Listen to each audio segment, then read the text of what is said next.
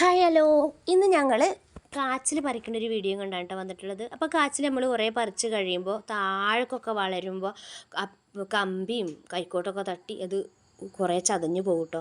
അപ്പോൾ ഇത് ഞങ്ങൾ എന്താ ചെയ്യൽ വെച്ചിട്ടുണ്ടെങ്കിൽ അപ്പം തന്നെ ക്ലീൻ ചെയ്തിട്ട് കേട് പറ്റിയ കാച്ചിലൊക്കെ ഇങ്ങനെ മുറിച്ച് ക്ലീൻ ചെയ്ത് ഫ്രിഡ്ജിൽ എടുത്ത് വെക്കലാണ് കേട്ടോ. അപ്പോൾ കുഞ്ഞാണിയൊക്കെയാണ് എനിക്ക് എന്നെ ഹെൽപ്പ് ചെയ്യുന്നത്, ഒരുപാടുണ്ടായിരുന്നു.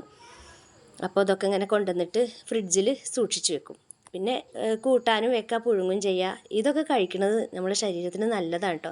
ഹെൽത്തി ആയിട്ടുള്ള ഫുഡാണ് കേട്ടോ അത്. എല്ലാ വർഷവും നമുക്ക് ഇഷ്ടം പോലെ ഇത് ഉണ്ടാവലുണ്ട് കേട്ടോ.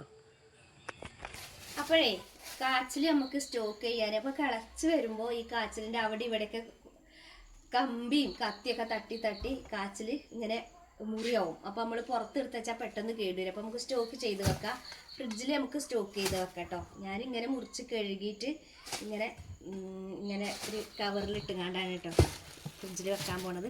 പിന്നെ നമുക്ക് ആവശ്യം ഉണ്ടാകുമ്പോൾ എടുത്ത് ഫ്രീസറിലും വെക്കാം, ഫ്രിഡ്ജിലും വെക്കാം. ഞാനിങ്ങനെയാണിത് ഫ്രിഡ്ജിനകത്ത് വെക്കാൻ പോണത്. ഇങ്ങനെ വെക്കും. അതുപോലെ മാങ്ങയൊക്കെ നമ്മൾ എന്ത് ചെയ്യും, പിന്നെ പറിച്ചു കൊണ്ടുവന്നാൽ താഴെ വീഴാത്ത മാങ്ങയാണെങ്കിൽ നമുക്ക് കുറച്ച് കാലമൊക്കെ 2-3 ആഴ്ചയൊക്കെ നമുക്ക് സ്റ്റോക്ക് ചെയ്ത് വെക്കാം.